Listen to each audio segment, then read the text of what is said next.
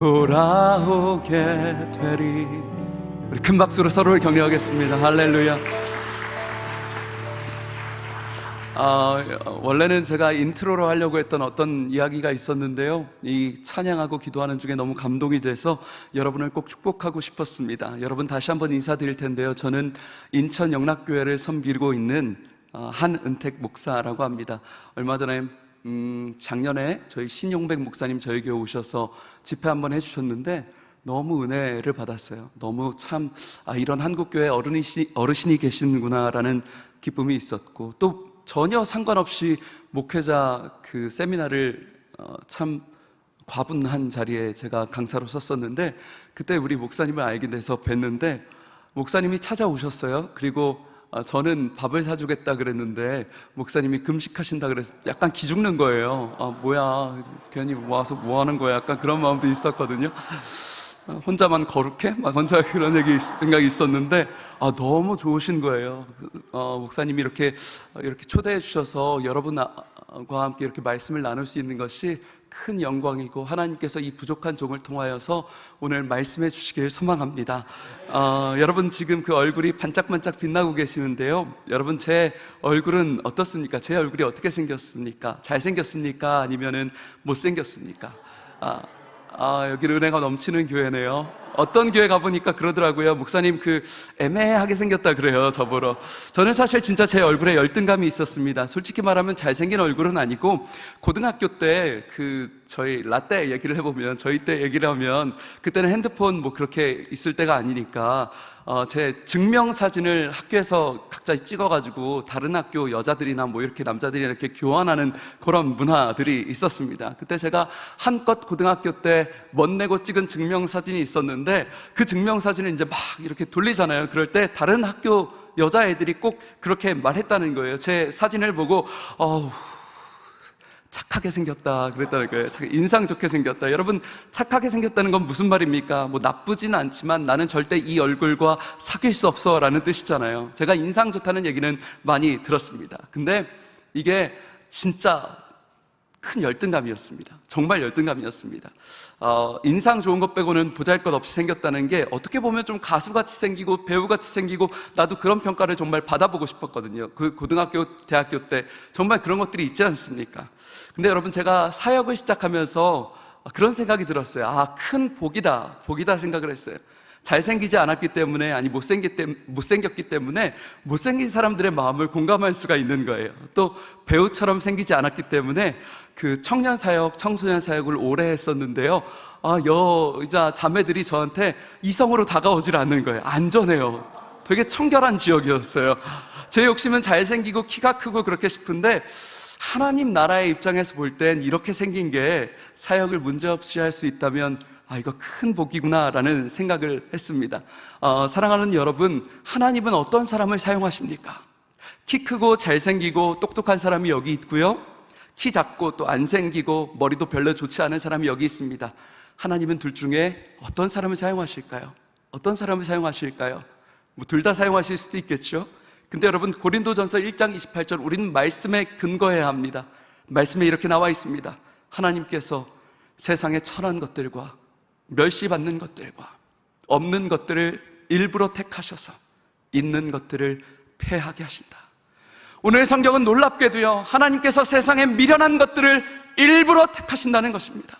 지혜 있는 자들을 부끄럽게 하신다 말씀하십니다. 우리의 상식과 달라요. 여러분, 우리는 교회를 다니면서도 세상적 가치관에 쩌들어 있습니다. 우리는 똑똑해야 돼. 실력 있어야 돼. 하나님도 그릇이 돼야 사용할 것 아니야. 뭔가 담으려고 그래도 네 그릇에 이렇게 조금만 하면 하나님이 어떻게 담으시겠어? 아무리 크리스찬이라도 똑똑해야 돼 라고 배워왔습니다.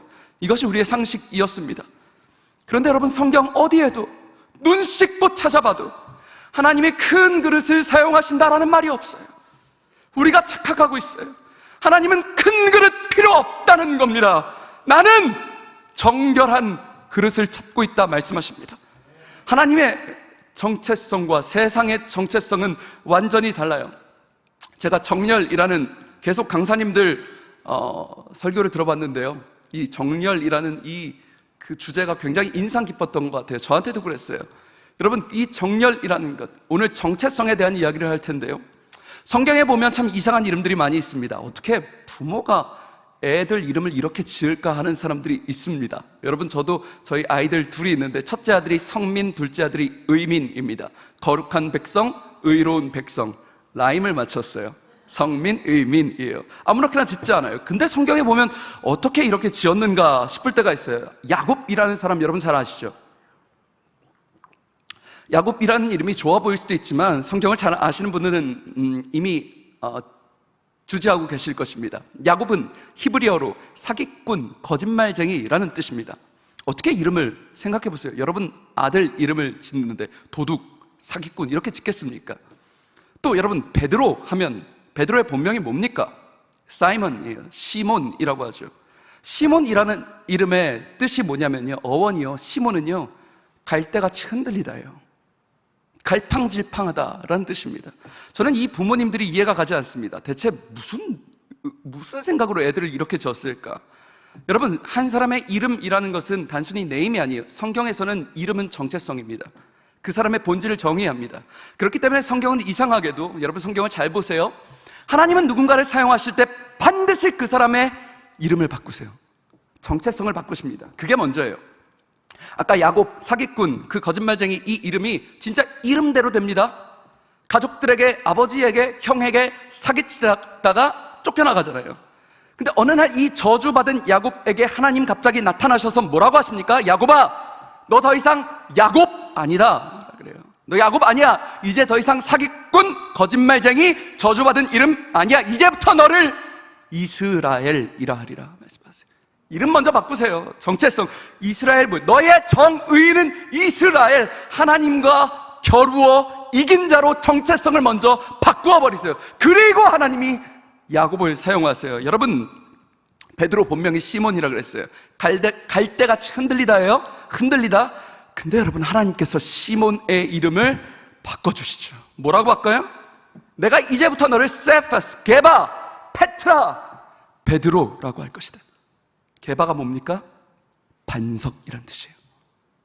예수님이 지금 베드로의 정의를 바꾸시는 것이, 갈대같이 갈팡질팡 흔들리던 베드로에게 더 이상 시몬 아니야, 흔들리지 마. 시몬 스침대가 여기서 나왔나요? 갑자기 드립이 떠올랐어요. 죄송합니다. 주님이 그의 정의를 바꾸세요.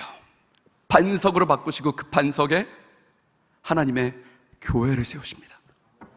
사랑하는 여러분, 성경은 반드시 다시 한번 하나님은 오늘 하나님이 여러분에게 정말 임재하시고 이번 수련회 때 은혜를 받았다라는 것은 단순한 감정과 눈물이 아니라, 뜨겁게 기도하는 것에서 멈추는 것이 아니라 나의 실질적인 정체성이 바뀔 수 있어야 한다는 것입니다. 한 번은 제가 페이스북에서 재밌는 글을 봤는데, 한림대라는 대학교를 여러분 잘 아시죠? 춘천에 있는 대학교입니다. 그런데 하루는 이 여자가 팔로우 됐던 어떤 여자인데 한림대 경제학과 학생이었고 남자친구가 한림대 의대생이었어요.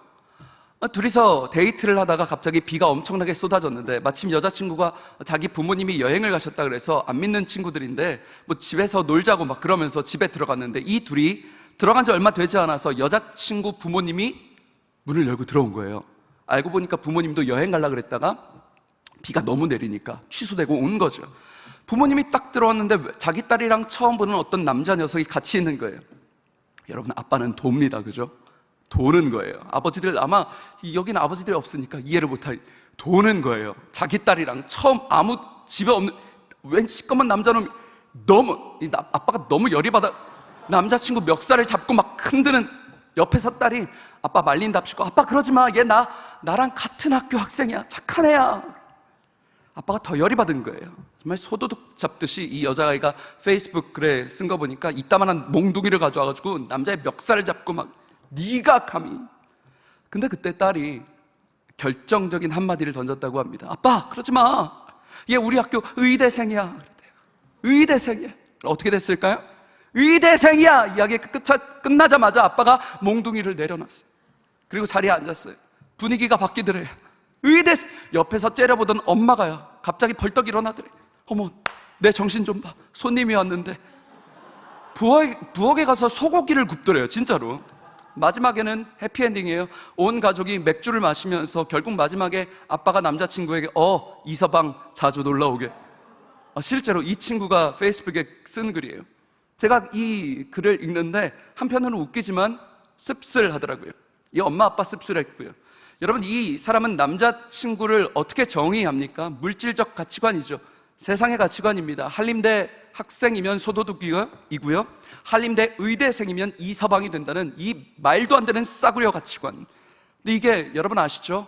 현실입니다. 여러분, 이게 세상의 현실입니다. 세상은요, 네 무슨 대학 다녀?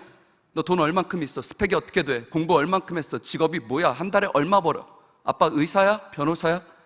이뻐? 잘생겼어? 너라는 사람의 가치는 네가 얼만큼 물질적으로 소유하고 업적이 있는가, 너의 가치라는 것이 세상의 가치관입니다. 근데 문제는 이게 남 얘기가 아니라는 것입니다. 교회가 똑같다라는 것이에요. 교회가 똑같아요. 제가 첫 번째 사역했던 곳이 좀 부자 동네였습니다. 첫 사역지가 수지, 광교, 신도시 부자들이 사는 동네였는데, 거기서 애들, 중고등학생 요 조그만한 것들이 만나면 지들끼리 평가를 시작합니다. 서로 스캔을 시작해요. 어떻게 평가한? 서로 질문하는데 뭐라고 물어보냐면, 아이들끼리 야, 부모님 직업이 뭐야? 부터 물어봐요. 교회에서 직업이 뭔지, 무슨 차 타고 다니는지, 집은 몇 평인지. 제가 깜짝 놀랐던 게 애들끼리 마지막에 뭘 물어보냐면, 너 과외 얼마짜리 해? 물어보더라고요.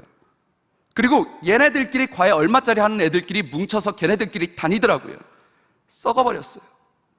그 중고등부 그 순수한 아이들이어야 되는 거 아닙니까? 물질적 가치관에 완전히 물들였어요. 교회에서 그러는 거예요. 비싼 과외 시켜줄 수 있는 이 무리는 너 우리 무리에 낄 자격이 있다고. 그렇지 못하고 돈이 없고 비싼 과외 시켜줄 수 없으면 제외되더라고요. 정말이었어요. 여러분, 동네라고 다 부자는 아니죠. 어떤 고등학생 녀석이 이런 분위기 속에서 저한테 와서 울더라고요. 전도사님, 애들이 과외 얘기를 하는데 자기는 소외됐다고 울더라고요. 지금 자기가 당장 집에 갈 버스비가 없는데 울고 소외됐다고. 여러분, 이게 정상입니까? 교회가 이게 이게 교회예요? 썩었지. 애들만 그렇습니까? 여러분은 안 그렇습니까?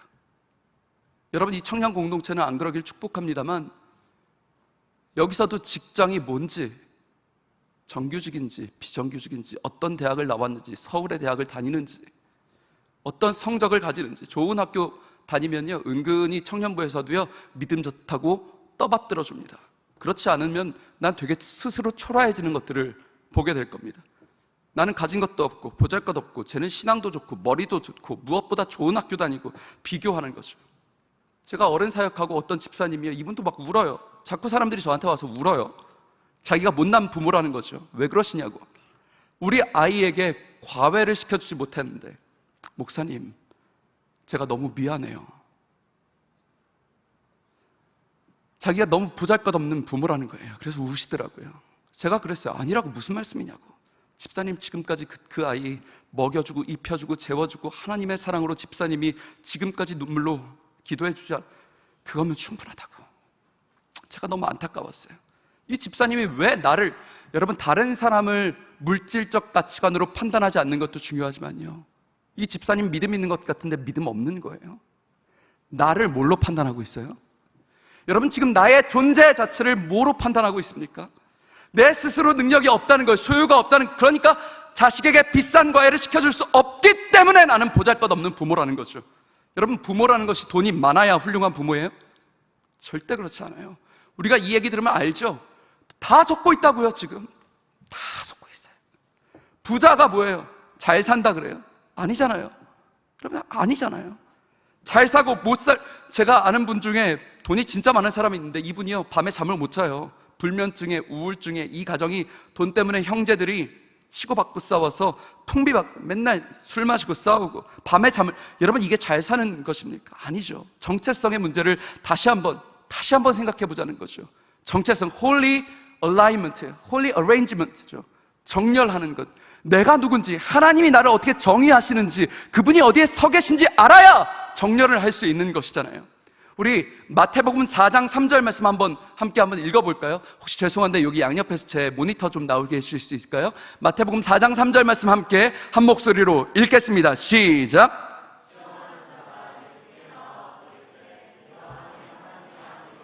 명하여 이 돌들로 떡덩이가 되게 하라. 아멘. 여러분, 지금 사탄이라는 놈이 예수께 나와서 이렇게 말을 하고 있죠. 자, 예수, 네가 만약 하나님의 아들이라면 이 돌들을 떡덩이로 만들어봐 라 그런 거예요. 여러분, 여기 성경을 자세히 읽으면 굉장히 교묘한 함정이 숨어 있어요.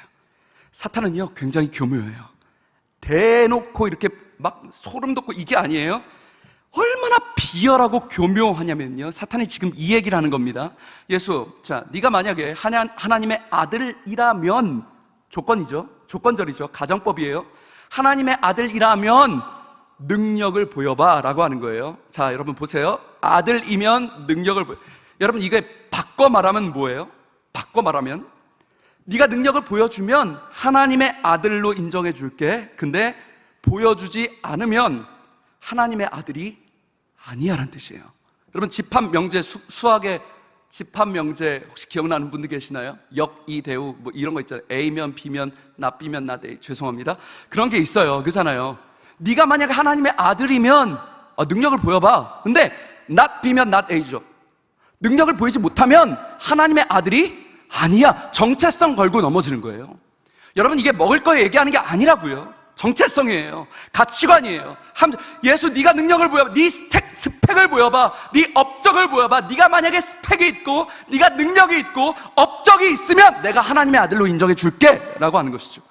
만약 네가 능력이 없고 스펙이 없고 업적이 없으면 너는 하나님의 아들이 아니야, 이 말이라는 거예요. 사탄은 지금 그때도 마찬가지, 지금도 마찬가지고 네 능력을 보여봐. 그러면 내가 인정해 줄게 라는 거예요. 정체성이에요.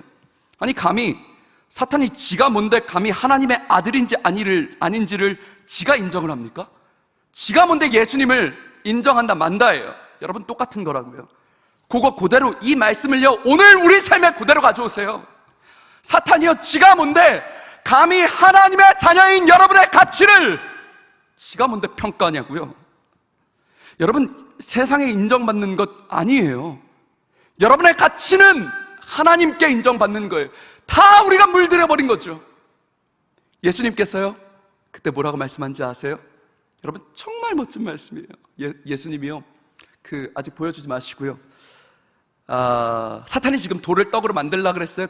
그랬더니 예수님이 뭐라고 말씀하시죠? 혹시 기억나시나요? 예수님 뭐라고 말씀하세요? 여기 수준 높네요. 수준 높아요. 네, 보통 대답을 잘 못하는데 사람이 떡으로만 살 것이 아니요 살아계신 하나님의 말씀으로 살 것이다 라고 했는데, 여러분, 여기에요 우리가 여기까지만 알고 있는데요, 성경을 자세히 보시면요 그 직전에 너무 중요한 말씀이 있어요. 성경은요 1.1획도 떨어지면 안 돼요. 너무 중요해요. 4절 말씀 보여주실래요? 우리는 사람이 떡으로만 살 것이 아니요, 여기까지만 보는데 바로 직전에 예수님이 엄청난 말씀 뭐라고 하세요? 기록되었을 때예요. 기록되었을 때. 하나님 입도 맞아요, 여러분. 맞습니다. 기록되었을 때. 여러분, 이 6글자가 엄청 기록되었을 때, 이게 무슨 말이에요?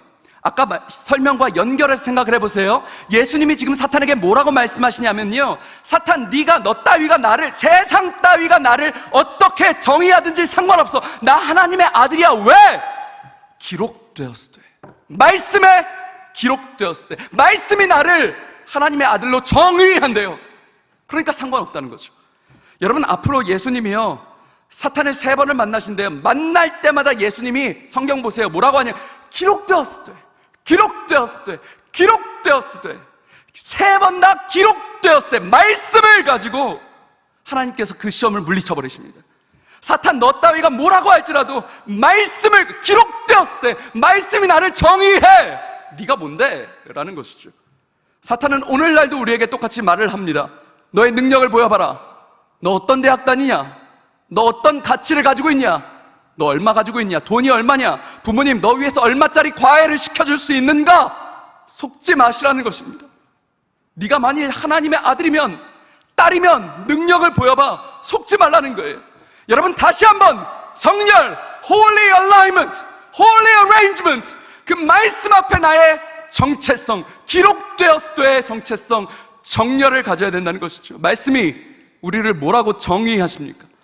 말씀은 여러분을 뭐라고 정의하십니까? 내가 너를 지명하여 불렀나니 너는 내 것이다. 사랑하는 아들아, 너는 내 것이다. 너는 보배롭고 존귀한 자이며 이스라엘 하나님, 졸지도 아니하시고 주무시지도 아니하시는 분이 의로운 오른손으로 놓지 않는 존재, 그것이 너다라고 말씀하시는 것이죠. 내가 모태부터 너를 창조하였고 네가 물 가운데로 지나냐? 내가 물이 너를 침몰하지 못하도록 지켜줄 것이다. 네가 불 가운데로 지날 것이냐? 걱정하지 마라. 내가 불이 너를 사르지 못하도록 너를 지켜줄 것이다. 내가 너의 아버지다. 여러분, 이것이 말씀이 정의하는 나라는 사람의 존재와 가치인 것이에요. 1996년도에 11월에 성심여대 다니던 양모씨 대학생이 기사에 나온 거예요. 그때 당시 염세주의 철학이 한창 이렇게 유행할 때인데 거기에 심취해가지고 기사에 이렇게 나왔어요. 양모씨가 학교 기숙사 높은 굴뚝의 끝에 올라가서 거기서 떨어졌어요. 자살을 했어요. 유서를 봤는데 유서가 3줄을 썼더라고요. 이렇게 써 있었대요. 당신은 무엇입니까? 나는 아무것도 아닙니다. 그럼 죽어야죠. 3줄 써놓고 죽었다는 거죠. 나는 아무것도 아닙니다. 나는 살아갈 가치와 존재와 목적이 없습니다. 그럼 죽어야죠. 투신해서 죽었어요. 여러분, 정체성이라는 것이 굉장히 멀어 보일 수 있지만 무엇이 나를 정의하는가, 이건 우리의 삶에 너무나도 밀착되어 있는 문제예요. 철학자 하이데거가 이런 말을 하잖아요. 던져진 현 존재. 전 고등학교 때 이 말이 너무 멋있었어요. 던져진 현 존재. 그치, 던져졌으니까 사는 거지 뭐 공부하라니까 하는 거지. 그게 인생이지. 근데 여러분, 제가 주님을 만나고 깊이 말씀을 묵상할수록 던져진 현 존재가 아니더라고요. 여러분, 나를 정의할 수 없는 거예요. 던져진 현 존재는요, 태어난 목적이 없어요. 그냥 던져진 거예요. 목적 없어요. 이 땅에 태어났다가 숨 쉬니까 살고요, 목적 없고 이유 없이 그냥 사는 거예요. 그래서 여러분, 실존주의 철학자들 공부해 보시면 대부분이 마지막에 자살하거나 정신병원에서 죽게 됩니다. 왜냐하면 목적이 없잖아요. 허무하거든요. 여러분, 하나님의 말씀이 나를 정의하는 진리가 나를 자유롭게 하는 것입니다. 이건 너무 놀라운 말씀이에요. 진리가 나를 이끌어 주시고요, 진리가 나의 목적이 되시고 말씀이 나를 자유롭게 하신다는 것이 너무 놀라운 말씀이에요. 오늘 정말 이 수련회를 통해서 여러분이 그거 하나 가져가셨으면 좋겠어요. 나의 존재 가치는 어떤 것인가? 하나님 진짜 살아계시거든요. 정말 하나님 살아계시거든요. 여러분, 간절하게 주님 앞에 나와서 부르짖고 하나님 나 책임진다 그랬잖아요 라고 주님 앞에 엎드려서 부르짖으면 주님 진짜 들으시거든요. 여러분, 이거 정말 가져갔으면 좋겠어요. 그 그림 보여주실래요? 여러분, 이게 뭐죠? 그림, 제가 빙산이요. 이 발음을 조심해야 되는데 빙산인데, 여러분, 이 말씀이라는 것은 마치 빙산 밑에 흐르는 해류와 같습니다. 여러분, 이 빙산이 원래, 저 그림을 잠깐 조금만 더 보여주세요. 빙산은 원래 북극에 붙어 있다가 바다에 표류하는 얼음덩어리입니다. 근데 빙산에는 비밀이 한 가지가 있죠. 우리가 볼 수 있는 수면 위의 빙산이 저 위에가 아무리 커도요 10분의 1밖에 안 되죠. 그래서 보이지 않는 밑에는 10분의 9, 그래서 나온 사자성어가 빙산일각입니다. 빙산일각이에요. 내려주세요. 근데 여러분, 이 학자들이요, 빙산을 연구를 하다가 이상한 사실을 발견을 하나 합니다. 보통 우리가 생각할 때 빙산이 이렇게 막 둥둥둥둥 떠다니는데 움직일 때 거대한 파도나 강한 태풍이 불면 빙산이 움직일 거라고 생각을 합니다. 근데 학자들이 연구해 보니까 이상한 거예요. 분명히 태풍이 북쪽에서 불어오는데 당연히 빙산이 남쪽으로 가야 되잖아요. 이상하게 북쪽에서 부는데 오히려 빙산이 북쪽으로 올라가더라는 거예요. 뚫고 가더라는 거예요. 아니, 어떻게 이렇지? 대체 뭐 때문에 이런 일들이 일어날까라고 연구하다 발견한 게 뭐냐면요, 이 말도 안 되는 움직임의 비밀은 바로 바다 밑에 거대하게 흐르는 해류였어요. 해류였어요. 우리가 수면 위를 보면 조용조용하게 뭐 움직이는 것 같지만 수면 밑을 보면 거대한 바다의 흐름이 있어요. 그것을 해류라고 이야기하죠. 강력한 이 해류는요, 위에 태풍이요, 천둥이요, 소낙비요, 비교할 수 없이 강한 힘으로 빙산을 밀고 가더라는 거죠. 그래서 우리가 눈에 보이는 이 부분이요, 큰 파도, 집채만한 파도가 와서 덮고요, 강한 바람이 덮고요, 폭풍우가 불고요, 태풍이 불어도요, 이 빙산은 그것들과 상관없이 뭐에 움직이는가, 태풍이 아무리 몰아쳐도 위에서 천하 어떤 일이 일어난다 할지라도 그 빙산은 폭풍을 갈라버리고 해류가 원하는 목적지, 해류가 원하는 방향, 해류가 원하는 속도에 따라서 움직이더라. 이게 바로 비밀이었어요. 여러분, 성경이 말씀하시는 하나님의 사람, 크리스찬은 빙산과 같습니다. 마치 우리 삶에 해류를 타고 빙산이 흐르게 됐을 때 눈에 보이는 10분의 1을 폭풍이 불어요. 파도가 불어요. 어려움이 있어요. 눈에 보이는 이 앞이 내가 취직이 안 되고요, 우리 집에 돈이 없고요, 난 보잘것 없어 보이고 아무것도 없는 것 같은 그 폭풍이 불 때예요. 하나님의 사람, 하나님의 말씀인 해류에 나의 마음을 깊이 심어버린 사람, 그리스도인, 그는 내 삶에 눈에 보이는 부분에 아무리 거대한 폭풍이 치고 집채만한 파도가 분다고 할지라도 하나님의 말씀이라는 해류가 나를 이끌고 가시기에 오늘 내 가정 위에 불고 있는 폭풍과 파도에 굴복하는 것이 아니라 그 거대한 태풍을 갈라버리는 것이 말씀이 원하는 방향을 따라서, 말씀이 원하는 속도를 따라서, 말씀이 원하는 목적지를 향하여 걸어갈 수 있는 것. 여러분, 우리 인생에 절망적인 가정의 문제가 있어요. 경제의 문제가 있어요. 취업의, 결혼의 문제, 직장의 문제, 태풍같이 몰아쳐요. 저도 청년 사역을 오래 했기 때문에 그런 이야기들을 많이 들었어요. 근데 여러분, 세상의 소리를 듣지 마시고, 너무 많이 들었잖아요. 이제 다시 말씀 앞으로 돌아오세요. 말씀이 우리를 어떻게 정의하신다고요? 말씀이 우리에게 어떻게 말씀하신다고요? 아들아, 딸아, 너는 이 눈에 보이는 이 작은 문제에 집중한 20분의 1이 아무리 커 보여도 이게 전부가 아니야. 이 작은 문제에 집중하지 마. 내가 이 거대한 말씀의 흐름에 너의 마음을 좀 심어줄래? 너의 마음을 이 거대한 말씀의 해류에 깊이 좀 뿌리박아 줄래? 그러면 눈에 10분의 1에 어떤 문제가 다가와 괜찮아 아들아, 내가 승리할게 라고 말씀하신다는 것이죠. 여러분, 하나님은 여러분을 얼마나 존귀하게 여기신지 아십니까? 그리고 여러분, 그 말씀을 따라서 정말 하나님께 부르짖어 보셨습니까? 얼만큼 기도해 보셨습니까? 제가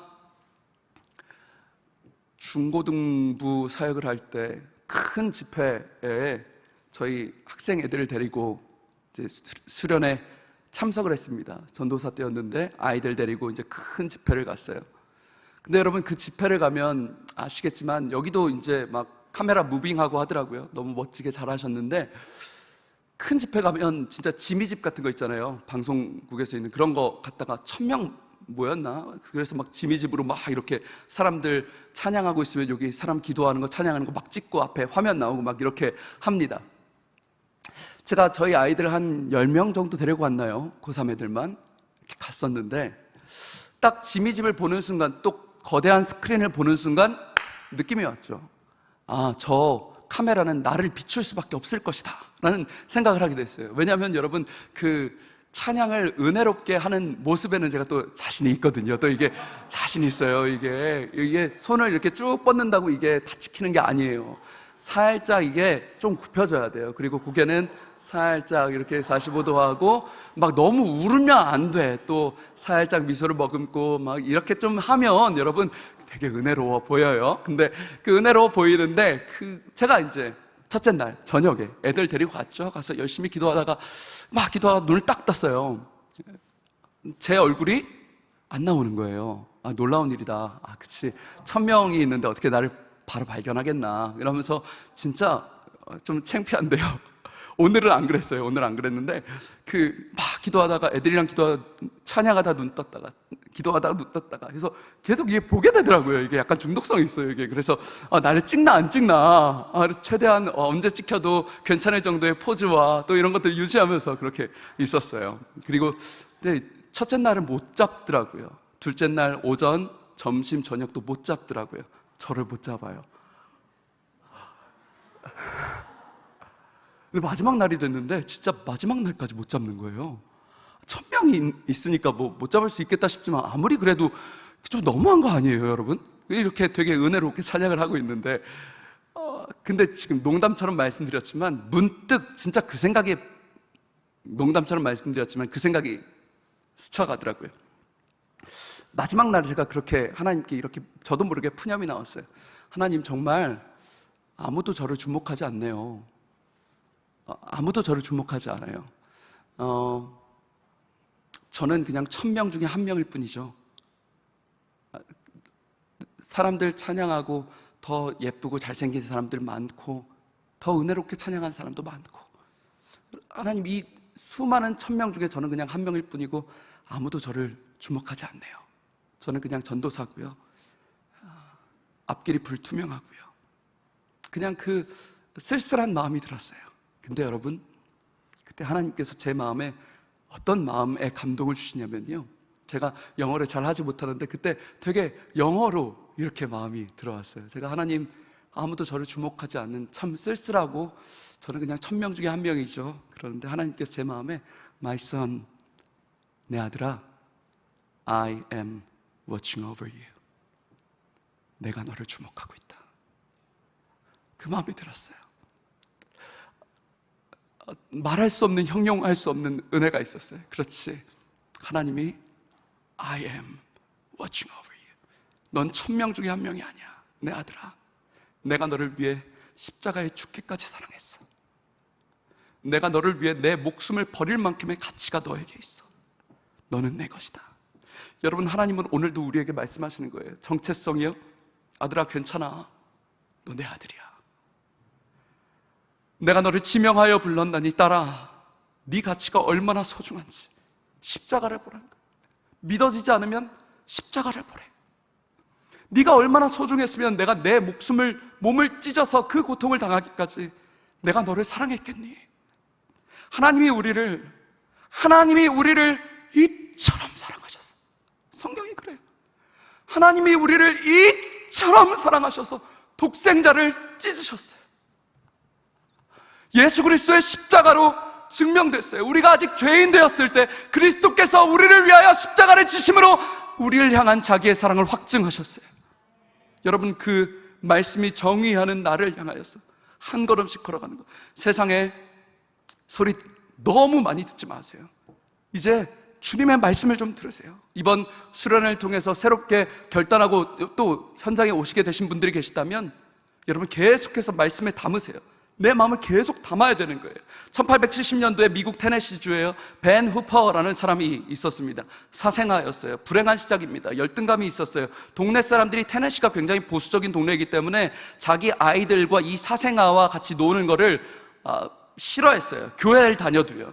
이 벤 후퍼는 자기가 실패작이었고 사람들을 피해서 일부러 골방 안으로 들어갔습니다. 근데 어느 날 그 테네시 지역에 아주 너무 젊고 너무 좋은 목사님이 오셨다고 해서 이 목사님이 오셔서 막 교회 예배를 드리는데 교회가 흔들리고 도시가 들썩들썩 거리는 거예요. 영적인 막 부흥이 임하는 거죠.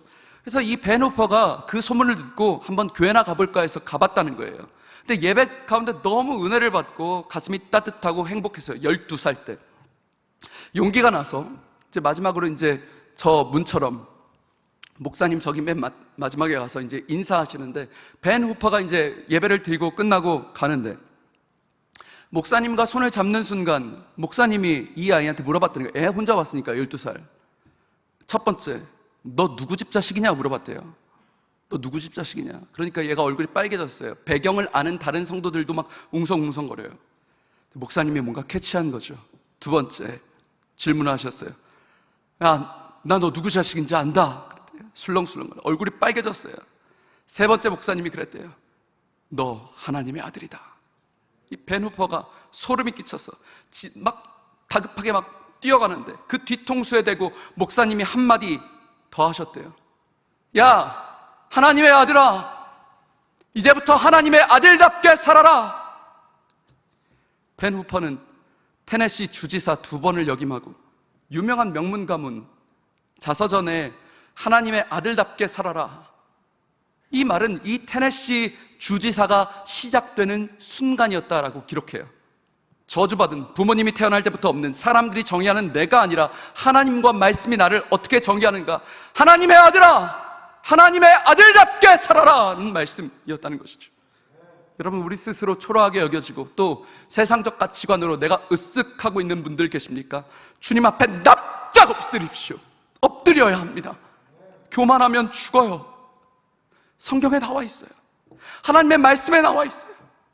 교만하면 죽어요. 패망의 선봉장이요, 하나님은 교만한 자를 낮추시고 짓밟으시고 미워하신다고 하셨어요.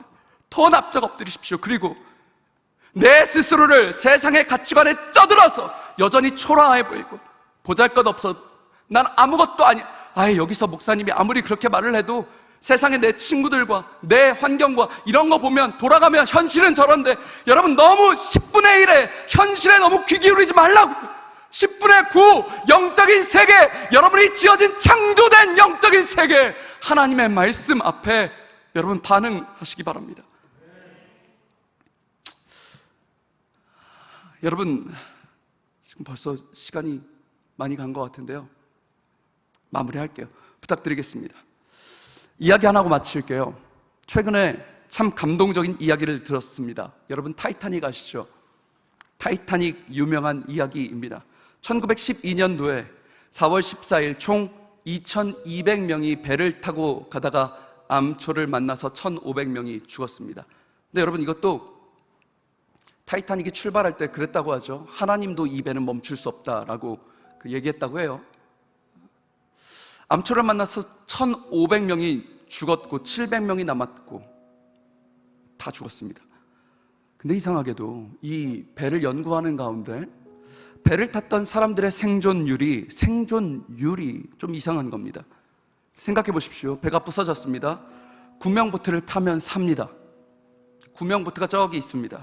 그럼 다들 살겠다고 구명보트 잡으려고 필사적으로 달려들겠죠. 그러면 여러분, 누가 구명보트를 차지할 확률이 높을까요? 체력이 좋은, 달릴 수 있는 남자들이 구명보트를 먼저 차지하게 됩니다. 그러면 당연히 생존 확률을 본다면 남자들이 훨씬 많이 살아남아야 되죠. 근데 이 통계가 이상한 겁니다. 타이타닉에 탔다가 살아남은 사람들을 보니까 다 여자들의 생존율이 74%가 됐대요. 거의 다 여자들은 산 거예요. 근데 비해서 남자들은 몇 명이 사냐면 남자의 20%가 살았답니다. 여자 70% 살고요, 남자가 20% 살아남았대요. 통계가 이상하잖아요. 힘센 남자들이 빨리 달려가서 구명보트 타고 남자가 74% 이거는 이해가 가요, 상식적으로. 근데 반대로 남자들이 다 죽고요, 20% 살았다는 거죠. 어떻게 이럴 수 있을까 찾아보니까 자료에 이런 글이 있더래요. 배가 침몰하고 나서 모두가 죽게 됐을 때 영국 남자들이 아비규환이 돼서 구명보트를 향해서 막 달려가는데 그 타이타닉 배의 선장이었던 에드워드 스미스라는 사람이 큰 소리로 이렇게 외쳤대요. 남자들, 막 구명보트를 잡으러 필사적으로 달리는 남자들에게 이 선장이 큰 소리로 이 한마디를 외쳤대요. Britishman, be British. 영국 남자들이여, 영국인답게 행동하라. 영국인답게 행동하라. 연약한 여자들과 어린 아이들에게 생명을 양보해라. 끝까지 배려해라. Britishman, be British. 이 말을 들은 영국 남자들이 연약한 그 어린 아이들과 여자들에게 구명보트를 양보했대요. 실제로 80%가 남자가 다 죽습니다. 제가 이 얘기를 듣는데 감동을 받았어요. 오늘날 한국교회에 필요한 정열이라는 메시지, 정체성이라는 메시지, 우리에게 주님이 말씀하시는 것, Christians, be Christian. 크리스찬들아, 크리스찬답게 행동해라. 크리스찬답게 사고해라. 세상의 가치관과 세상의 그런 것들에 찌들어 있지 말고 Christians, be Christians. 세상과 구별되는 것, 분리되는 것, 예수 믿는 것 같이 행동하라는 이 선지자적인 외침이 여러분의 목사님으로부터 나오는 입술의 말씀만이 아니라 우리의 삶으로 드러나야 되지 않겠습니까? 조국교회 현실을 볼 때 무너져가는 것 같습니다. 타이타닉 같습니다. 세상과 똑같습니다. 세상과 구별이 안 됩니다. 능력과 부와 명예로 나를 판단하고 청년부 내에서도 중고등부도 그러다 보니 삶이 구별되지 않는 욕망덩어리예요. 조국교회 현실을 볼 때 참 감사한 것은 지금 이 자리에 나와 있는 여러분이 교회의 소망이라는 것입니다. 세상에 분리되어 이 자리에 나와 하나님께 예배하고 말씀을 듣는 여러분이 그 말씀대로 살아주십시오. 저 같은 목사들부터 거룩하지 않고요, 저 같은 목사들부터 성적인 죄를 짓고 얼굴을 못 듣겠습니다. 교회가 외치지 않습니다. 심리학적으로 위로하고 그래 괜찮아 이런 얘기만 하지, 그리스도인답게 살라고 그리스도인의 정체성을 가지라는 메시지를 저 같은 목사부터 외치지 못하고 있습니다. 근데 교회가 무슨 자격으로 세상에게 거룩하라고 외칠 수 있겠습니까? 제가 설교를 준비하면서 하나님께 기도했습니다. 하나님, 저부터 정말 그런 상황에서 부끄럽지 않은 목사 되게 해달라고. 어떤 상황에서도 제가 하나님의 백성답게, 하나님의 사람답게, 교회가 큰 숫자 부러워하고 유튜브 조회수 많은 분들 부러워하고, 여러분 부끄럽지만 제 마음속에 그런 마음들이 있습니다. 하나님, 이 못난 족을 불쌍히 여기시고 하나님의 가치관, 하나님의 말씀, 하나님이 정의하시는 나 부르신 곳에서 그냥 말씀 전하고, 부르신 곳에서 예배할 수 있고, 세상이 정의하는 내가 아니라 하나님이 정의하는 내가 되게 해달라고.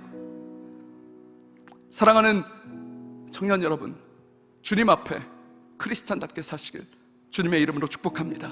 이 시간 함께 찬양합시다. 예수 닮기를 이라는 찬양인데요, 하나님의 목적과 우리 삶의 목적이 어디든지 생각하며 찬양하고 또 기도하도록 하겠습니다. 내 삶의 소망, 내가 바라는 한 분, 예수 닮기를 내가 원하네. 한없는 사랑, 풍성한 그 길, 풍성한 그 길, 예수 닮기를, 예수 닮기를 내가 원하네. 예수 닮기를, 예수 보기를, 예수만 높이길, 높이길 내가 원하네. 내 평생 예수 보기를, 예수만 닮기를 내가, 다시 한번 예수 닮기를, 예수 보기를, 예수 닮기를, 예수 보기를,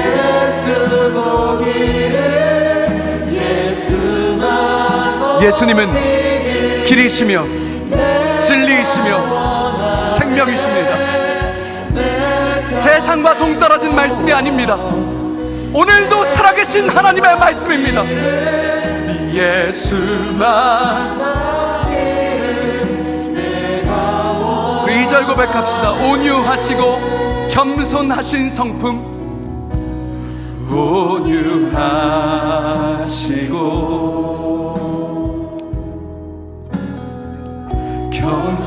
겸손하신 성품,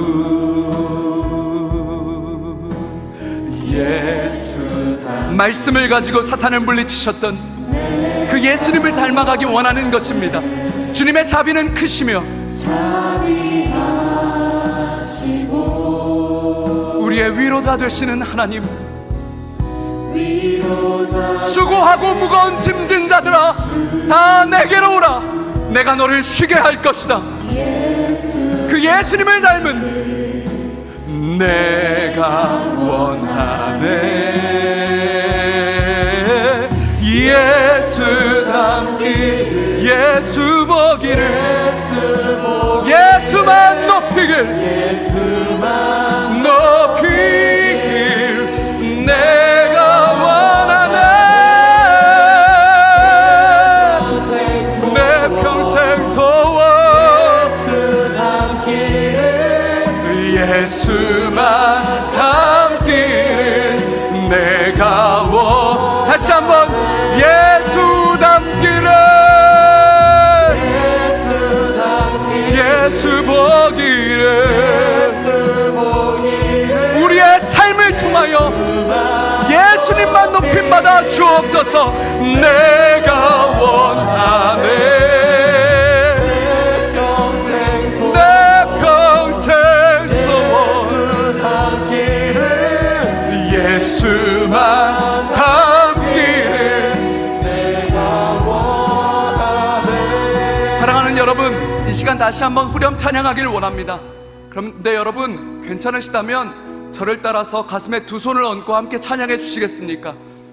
예수님을 닮기 원한다는 것, 그것은 단순히 내가 착한 일을 행하고 세상에서 선한 일을, 이 정도 수준이 아닙니다. 예수님의 말씀으로 세상을 물리치셨던 그 믿음과 그 말씀의 능력을 나에게 달라는 것입니다. 세상은 여전히 나를 세상의 가치로, 능력으로, 업적으로 정의합니다. 하지만 주님, 오늘 다시 한번 결단합니다. 거대한 말씀의 해류에 나의 마음을 심겠습니다. 예수님 닮기 원하고 예수님 따라 말씀으로 세상을 승리하길 원한다는 그 마음을 가지고 우리 후렴 함께 찬양하길 원합니다. 예수 닮기를, 예수 닮기를, 예수. 여러분 입술을 열어 찬양하십시오. 그 찬양의 고백을 주님이 들으십니다. 주님이 들으십니다. 내 평생 소원 예수 닮기를, 예수만 닮기를. 네, 다시 한번 예수 닮기를. 예수님 보기 원해요. 세상을 보는 것이 아니라 예수님을 보기 원해요. 내 삶을 통해 예수님 높임 받아주세요. 예수님 영광 받아주세요. 내 평생 소원 예수 닮기를, 예수만 닮기를 내가 완전하신 예수 새롭게 하시네. 완전하신 예수, 오늘 우리를 새롭게 해주십시오. 나의 마음을, 나의 정체성을 새롭게 해주십시오. 연약한 내 영혼 가운데 임재하시고, 연약한 내 영혼 온전하게. 다시 한번 완전하신 예수, 완전하신 예수, 완전하신 예수, 우리를 새롭게 하옵소서. 오늘 이번 수련회가 눈물 흘리는 수련회가 아니라 새롭게 하여 주옵소서. 연약한 내 나의 삶이 온전하게 되는 은혜를 주옵소서.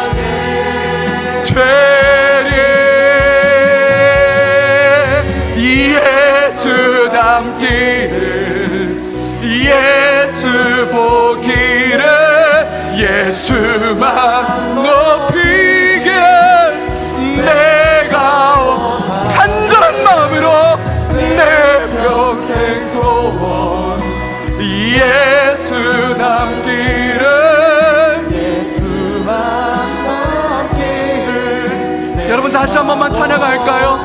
예수 닮기를. 말씀으로 승리하신 예수님, 이제 주님을 바라봅니다. 그 말씀에 집중합니다. 내가 원하네. 내 평생 소원 예수 닮기를, 예수만 닮기를 내가. 우리 마지막으로 찬양합시다. 예수 닮기를, 담기를 예수 보기를 예수만 높이길 내가 원하네. 평생 소원. 우리의 목적은 무엇입니까? 예수를 닮는 것, 예수를 높이는 것입니다. 내가 원하네. 예수 닮기를 예수 보기를 예수만 높이길 내가 원하네.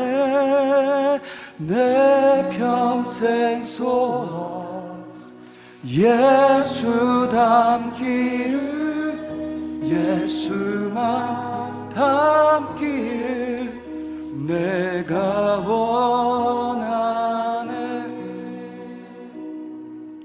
사랑하는 청년 여러분, 이 시간 함께 기도했으면 좋겠습니다.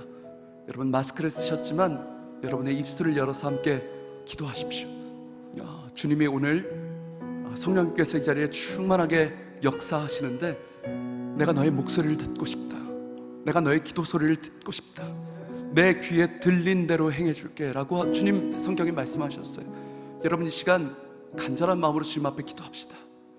하나님, 지금까지 세상의 그 가치관과 내 인생은 초라했었고 보잘것없었고 정말 세상의 가치관으로 주입되었던 내가 오늘 이번 수련회를 통하여서 하나님 온전케 되어지기를 원하나이다. 나의 정의가 새롭게 되어지게 하시고 내가 목적하는 것이 무엇인지 알게 하시고 너는 내게 부르짖으라. 내가 내게 응답할 것이다. 네가 알지 못하는 크고 비밀한 것을 내가 보여줄 것이다. 취직의 문제, 대학 입시의 문제, 너의 교제의 문제, 가정의 문제, 너는 내게 부르짖으라 말씀하신 주님께 이 시간 간절하게 부르짖으십시다. 기도의 제목을 올려드리십시오. 이 시간 주님의 이름 크게 한번 부르짖